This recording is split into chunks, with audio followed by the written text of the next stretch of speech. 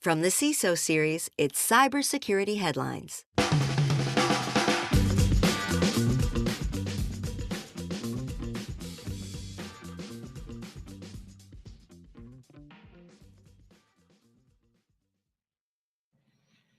New York Times source code stolen using exposed GitHub token. Angry Club Penguin hackers allegedly steal Disney data. And NHS out for blood after a cyber attack. These are some of the stories that my colleagues and I have selected from this past week's cybersecurity headlines. Much like a skilled arborist, we're pruning, we're supporting, we're encouraging, we're roping things off, and we've made it all nice and tidy. Now, for some insight, opinion, and expertise from our returning guest, Janet Heins, the CISO over at ChenMed. Janet, thank you so much for being here. It was a thrill to have you on last time. So happy to have you back for this week's news. Thanks for inviting me. I'm very happy to be here. Can't wait to dive in. Yet we must wait because we have to thank our sponsor for today, Vanta, compliance that doesn't suck too much. Now, before we jump into the news, remember, we are on YouTube Live. It is a video platform, I guess, if you're not familiar with the site, youtube.com. Be sure to check it out. You can also check out CISOseries.com, hit the events drop down and look for the cybersecurity headlines week in review image. Click on that. You'll also be able to watch us there. And if you're there, you can contribute comments in our chat. We love to get your questions. We love to get your opinions on stuff, even challenging what we're saying, as long as it's constructive and in a good spirit. We love to have it. So thanks to everyone that shows up each and every week. I already see CCL making everybody feel welcome. Always good to have folks there. So without further ado, let's get into the news. First up here, the New York Times source code stolen using exposed GitHub token.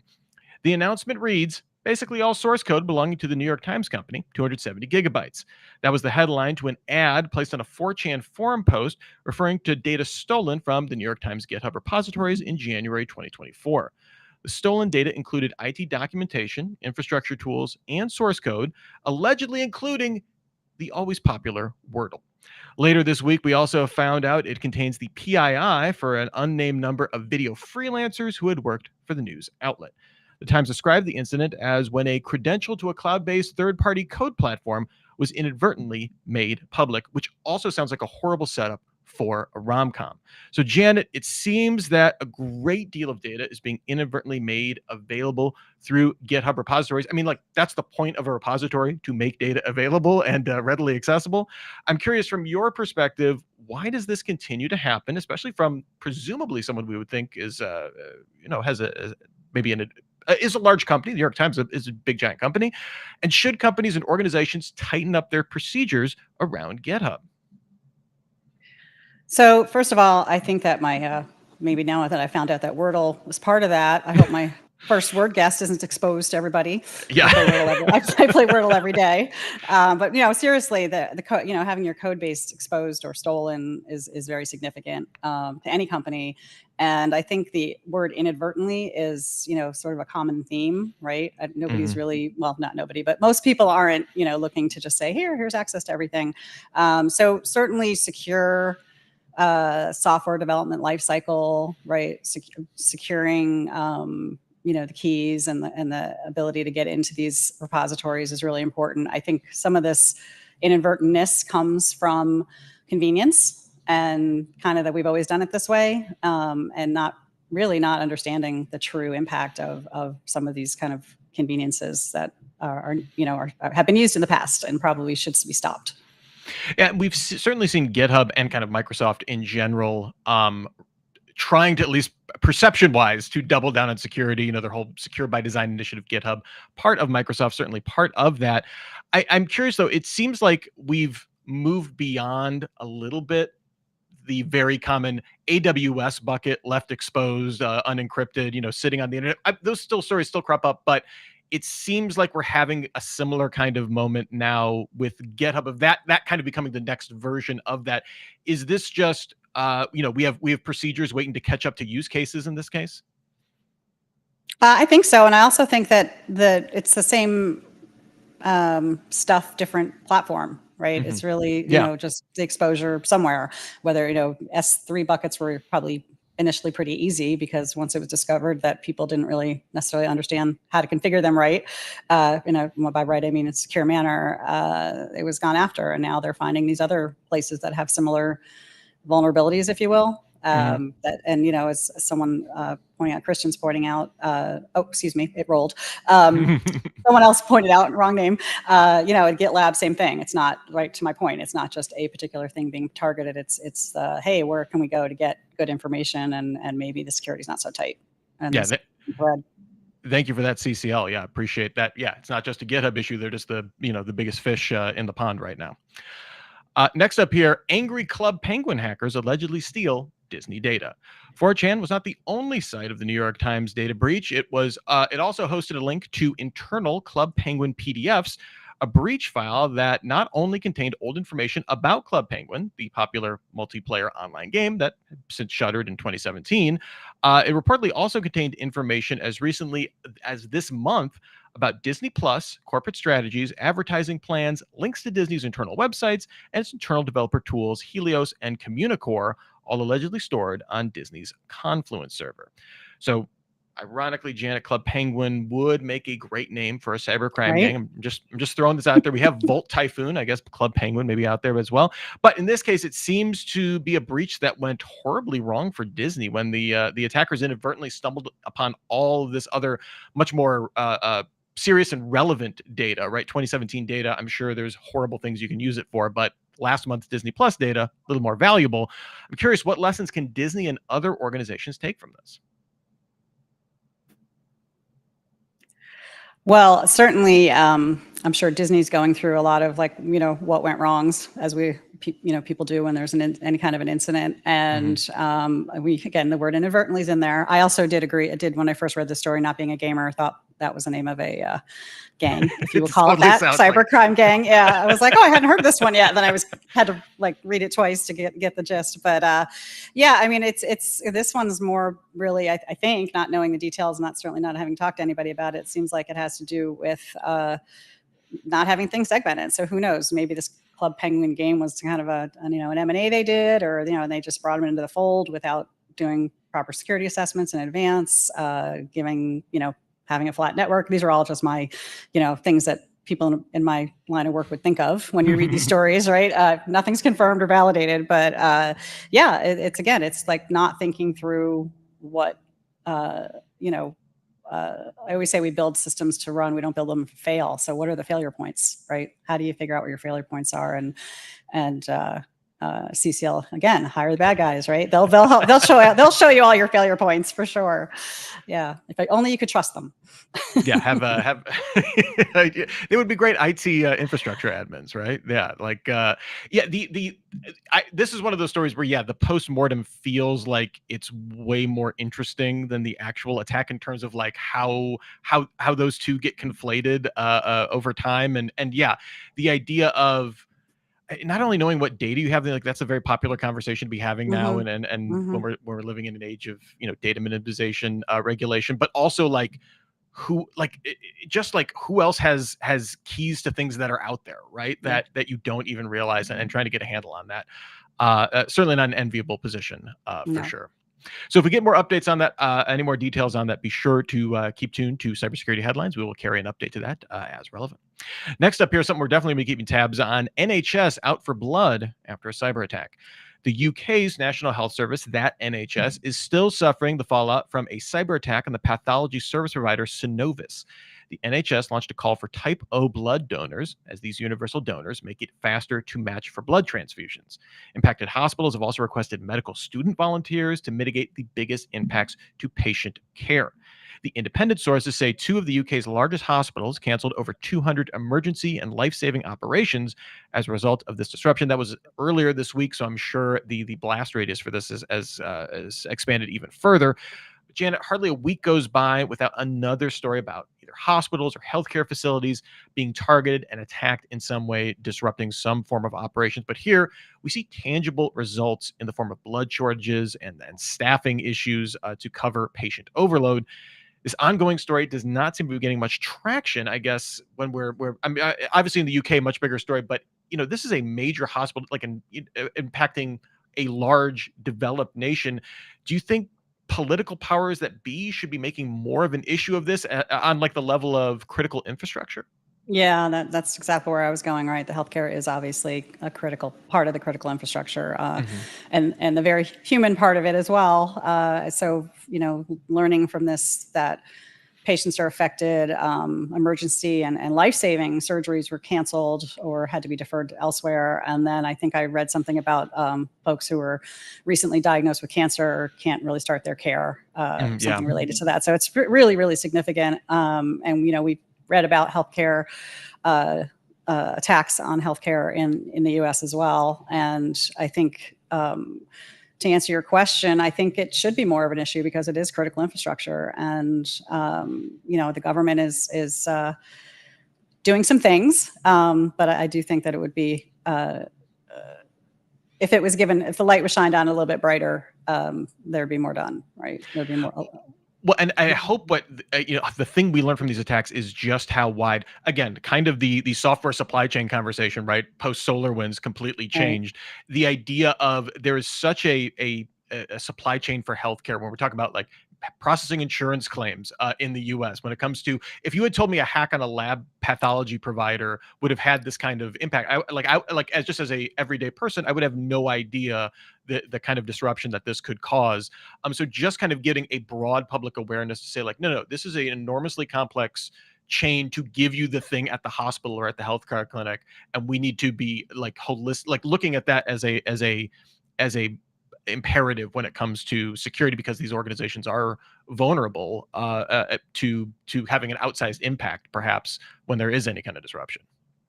Yes, definitely thinking that these kind of news stories really provide us the incentive, if you will, to look at who do we rely on and for what, right? Mhm. And then see where that impacts us downstream. I mean, that's just any company in any industry should be doing that, but the critical infrastructure, much more of a focus. And Christian Emery in our chat says, definitely a challenging story from a cyber perspective, but impressed to kind of call on people to, hey, get blood donors out there for the universal donor stuff, and yeah, kudos to people stepping up to try and help everybody out, and the volunteers too. I mean, those are medical students famously not exactly have a lot of spare time, so to be asked to volunteer on top of that, kudos for doing that. Yeah, and one of the other comments also I think from Christian was about non-tech workarounds, but there's also the thought of having an optional tech, right? Plan B could be technical as well, right? And so why are we relying on one supplier for something when we maybe should have two? Yeah, for sure. And a lot of that goes to I'm sure the uniqueness of the UK's health service, as and to the each. This is the other problem, is that no healthcare system is a monolith, even in the US, the UK. That's the other issue too. Is best practice in the UK might not apply to our much more uh, privatized healthcare sector here in the Mhm. US as well. So Right. healthcare famously extraordinarily difficult to figure out. So. Yeah. But yes, definitely something that we will be keeping an eye on, whether it's legislation in the UK, EU, elsewhere in the world, and certainly in the US. We will be keeping tabs on that from a cyber perspective as well. Before we move on to our next story, though, we have to spend a few moments with our sponsor for today, Vanta. Whether you're starting or scaling your security program, Vanta helps you automate compliance across frameworks like SOC 2, ISO 27001, and more. With Vanta, you can streamline security reviews by automating questionnaires and demonstrating your security posture with a customer-facing trust center. Over 7,000 global companies like Atlassian, Flow Health, and Quora use Vanta to manage risk and prove security. Our listeners get $1,000 off at vanta.com/headlines.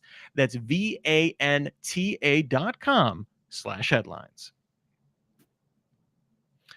All right, our next story here: Pure Storage hacked via Snowflake workspace. On Wednesday, cybersecurity firm Mandiant warned that the threat actor named UNC 5537, less catchy name there, guys, is systematically compromising victim organization data through Snowflake and attempting to extort them. Snowflake is a multi-cloud data warehousing platform, and to date, 165 organizations who use it have been potentially exposed. Mandiant said the three primary factors causing compromises are a lack of multi-factor authentication, failure to rotate credentials, and a lack of network allow lists to limit incoming Snowflake traffic to trusted sources. Data storage provider Pure Storage reported Tuesday it too had become a victim of these breaches. The company said analytics data was impacted, but strongly emphasized that no customer data was compromised. Although, given what's on, these are high-end storage arrays, that could be some very sensitive data. So, Janet, all three of these compromise factors, lack of multi-factor, failure to rotate credentials, the lack of allow list, appear to be like kind of process human origin problems here. And, basically just things coming from inside the house. I'm curious, as a CISO, what are your thoughts about these internal issues, I guess, for lack of a better term? Should Snowflake have done more to I guess, police these, at least in terms of the MFA, or is it unfair to really be putting the burden on them? I'm a little on the fence on this one. Part of me is, these larger companies, and there's many of them out there that don't require MFA in this where we are today. And I don't know if that's, because of customer acquisition or lack of interest in friction, trying to keep their users frictionless access. Again, making it convenient. It just doesn't seem like there's any excuse for it anymore. It's not the end all, right? MFA is not the end all. There's other ways, of course, there's other ways bad guys get in, but it certainly, quiets it down a bit.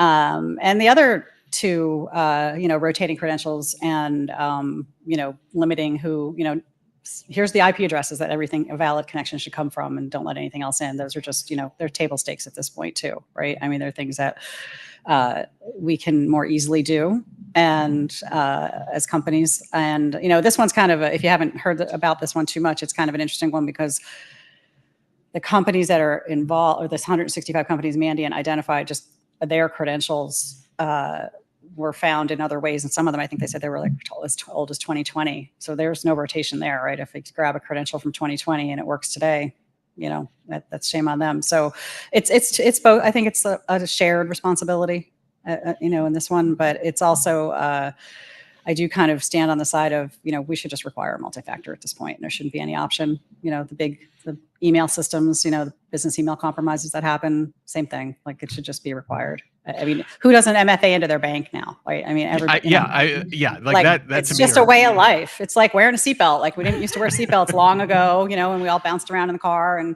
we learned that was bad. So they require seatbelt wearing. Right? Let's do it.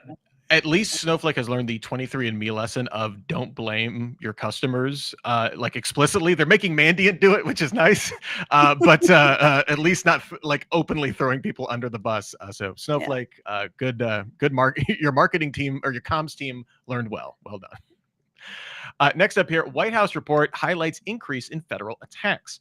A new White House report reveals that 11 U.S. federal agencies reported a 9.9% increase in cybersecurity incidents in 2023, totaling over 32,000 cases.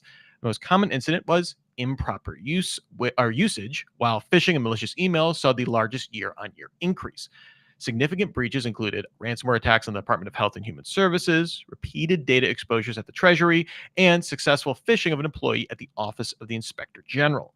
According to the official White House release, the report is being used as an outline for the administration's cyber investment priorities. Improper usage here means a system was used in a way that violated the agency's acceptable use policies. I'm shocked that that number isn't in the 6 digits or something like that, but that's just the ones they caught, I guess. The report stated that agencies have the capability to detect when security policies are being violated, but not the ability to prevent it from actually happening.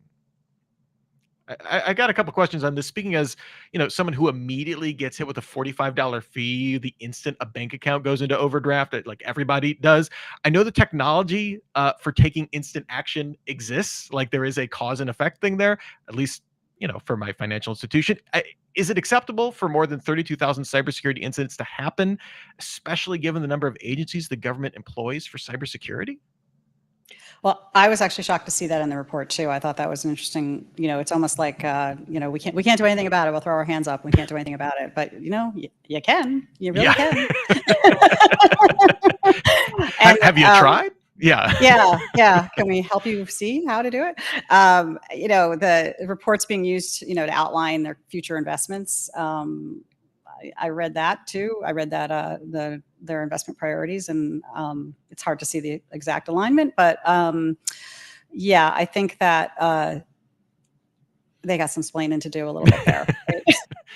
Well, It's well, they and have a lot of employees, right? So their numbers are bigger, right? So when you look at numbers, it'd be interesting to see maybe percentages, because that may put it in perspective for companies that are smaller. But because it does sound like an awful lot, and the problem with automation is it scares people, right? Like if you turn on automation to shuts access off or reset a password or take down a server or whatever automation you want to put in place, it'll stop something from happening. And like normal business, right? And yeah. so that's scary to people, and that trying to weigh the pros and cons of is the automation correct? Yeah. Well, and also the reality that like inevitably any automation requires scaling up before you like gain any of that. Like, like I know that that is not a trivial effort to make, right? To say, oh, just throw some automation at it. It's like, that is oblivious CEO Yeah, 101, I guess.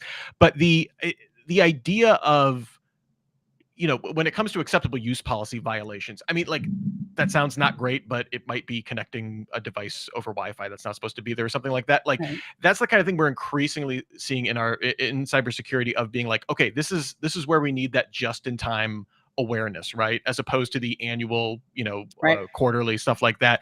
And to me, that would be like, okay, if we could just like scale that Vote. down at all by like letting people know as soon as they break that policy of like, oh, you reuse that password again, or just anything like that, instead of having it be, oh, here's our name and shame list in the quarterly drudge report, drudgery of security awareness training, would be a lot better space. Again, I know there are a lot of reasons why it is hard to move quickly with the government. Same thing with healthcare, but yeah, that it seems like try something might be a good idea.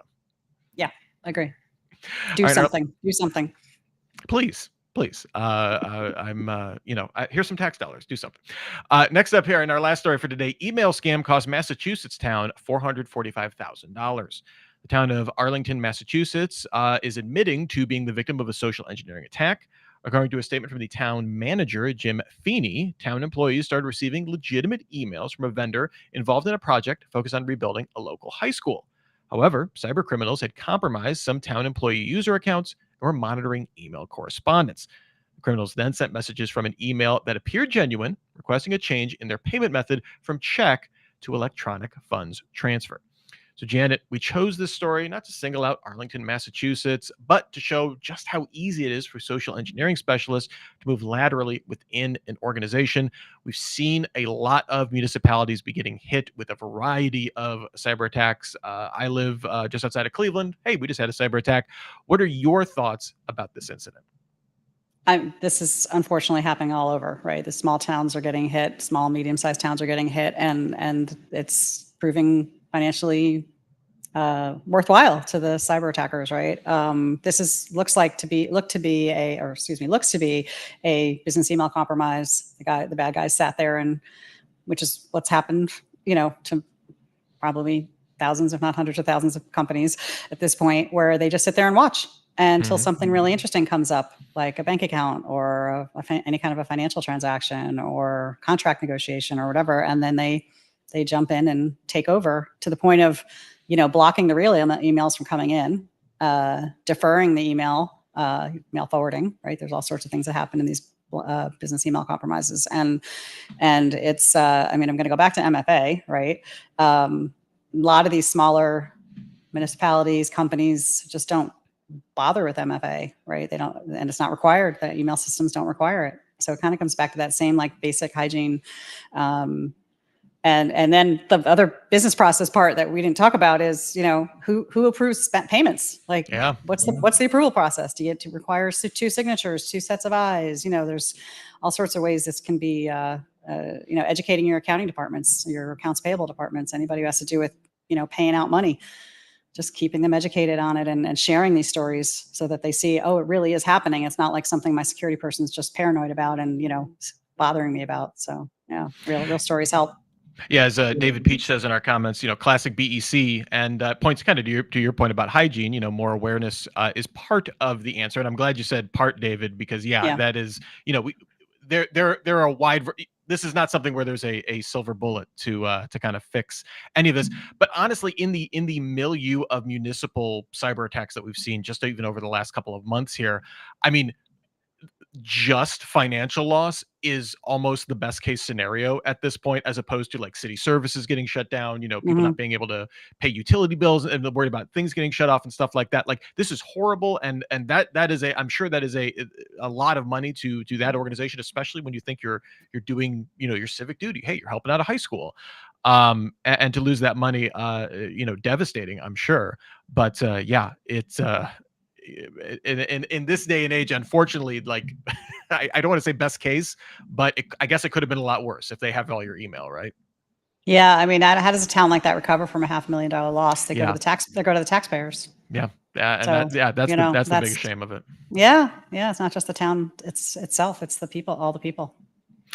All right. Well, thank you to everybody that's been communicating in our chat, having some really great points. Like I said, David Peach, CCL, Christian, Emery, all getting involved in here. And again, that just makes it way more fun. So if you have been on the fence about joining us for a week in review show, we're here every Friday at 3:30 p.m. Eastern. Join us on YouTube. Subscribe to the CISO Series YouTube channel and have some fun with us. Before we get out of here, Janet, was there any story that was a thumbs up or an eye roller for you? Something you reacted strongly to in the lineup this week?